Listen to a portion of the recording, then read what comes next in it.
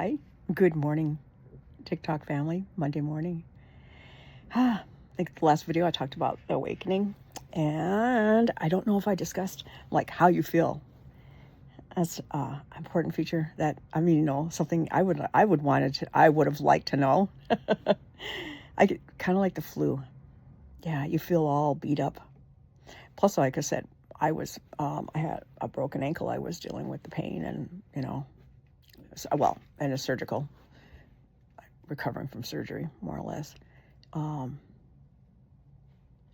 of like the flu. Your body's going through the changes that your mind's going through. You're awakening, your body's waking up, and you're like, oh my God, go back to sleep. This hurts.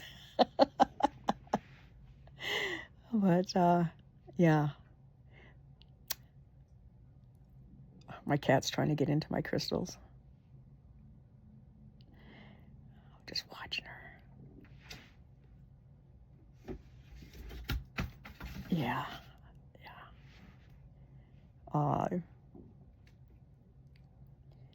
Anyway, I did have to go, and I have to go and have to speak a little bit on my background because I think it gives context to what I'm talking about, of how the Most High has been in my life.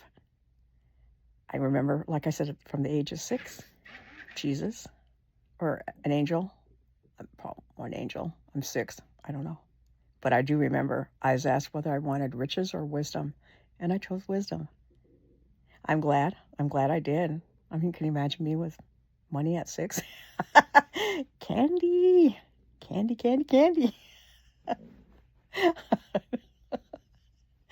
No, I laugh about that now, but yeah. I'm not going to do that. Last time I recorded or paused a video, I actually deleted it. Hit pause, then the pause disappears on the phone anyway. But I speak of a time like on TikTok where my life has been filled with a lot of tribulation, pain, from SA, physical, emotional,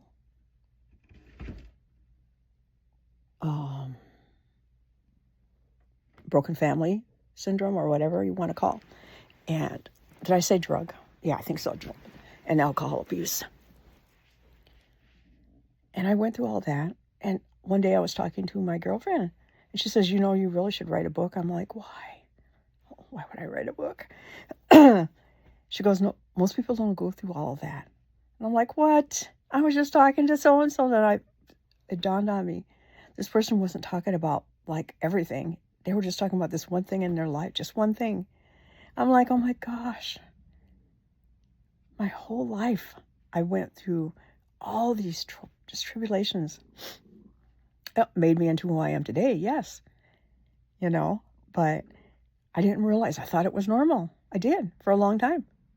We're talking about the 70s and stuff. We didn't have no internet and, access to fast information. All we had was word of mouth, And you're talking to people or you're watching people because, you don't go up there and asking people what, oh, how you doing? And a lot of people were guarded, weren't free and open with that stuff. Yeah, just threw a toy at her, like, get out of there. But yeah, my father left at an early age. It was before, I think I was first grade. So that would make me about, 6, 7, around that age. Yeah, left. My mom was an alcoholic.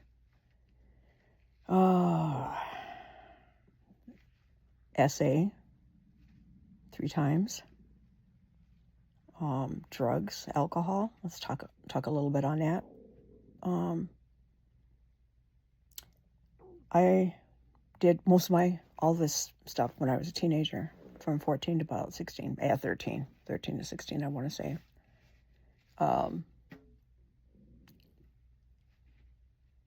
I used to drink so much. We'd have these parties, kegers or whatever, kids.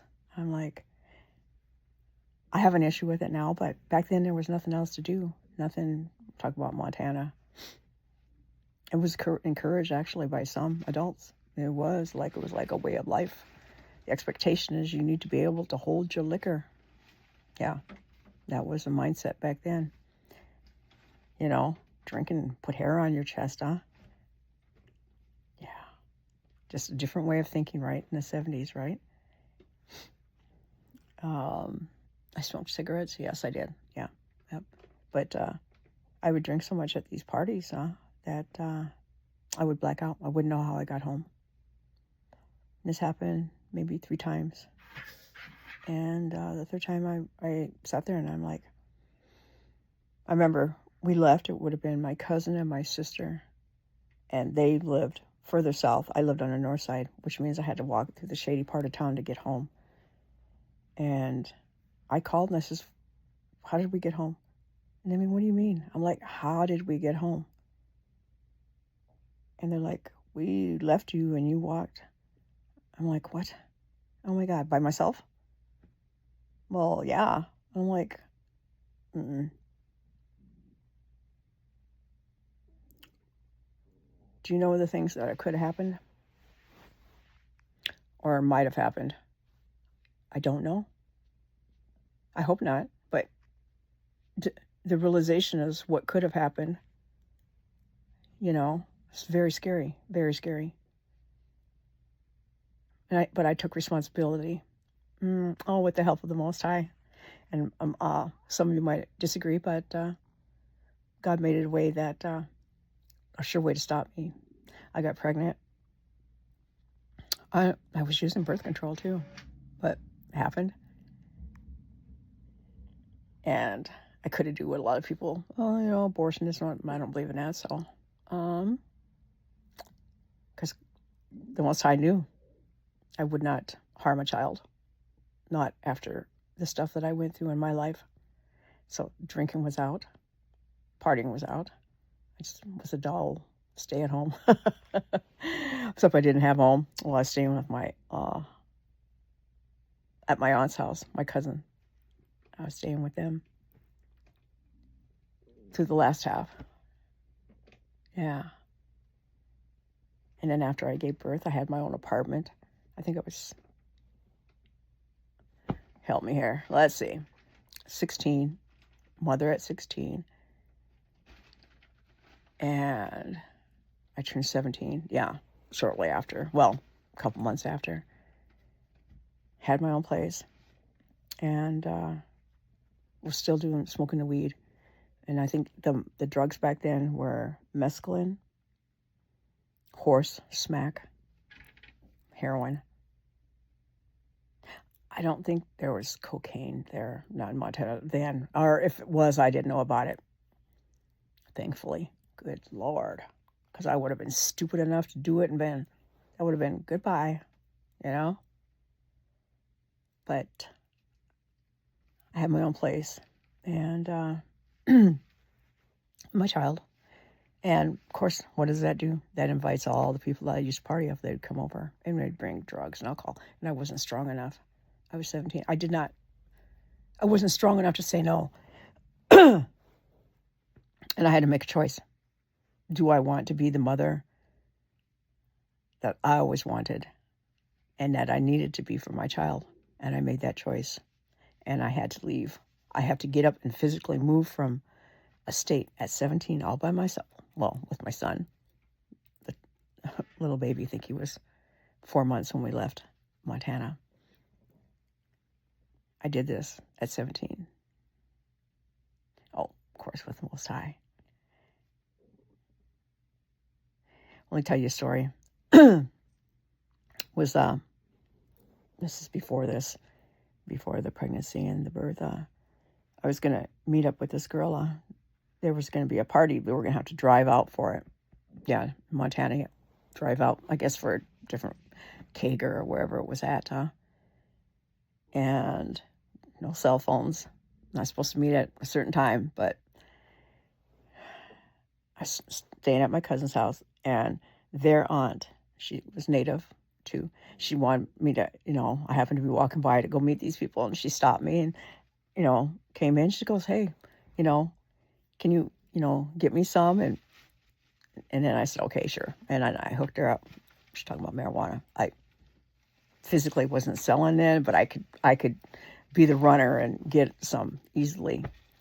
And then she wanted to cruise up and down, what was that? The main drag, what was that called? Central? I think it was in Great Falls. Yeah, I think so. I think it's Central. And just talk. She wanted to just get high and talk. And I said, okay, sure, because, I've kicked it before a few times. And she was quite a bit older than I was.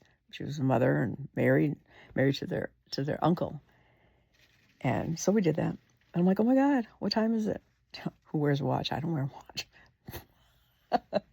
She go, oh, what's time is it? Oh, can you drop me off? I think I was supposed to meet him by the bus station now. And they were already gone.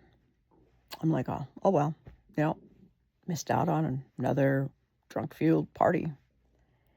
And so I went over to her house, a couple days later. I was going to ask how the party went. And I met up with her twin sister. And she goes, did you hear what happened? I said, no. How could I hear what happened?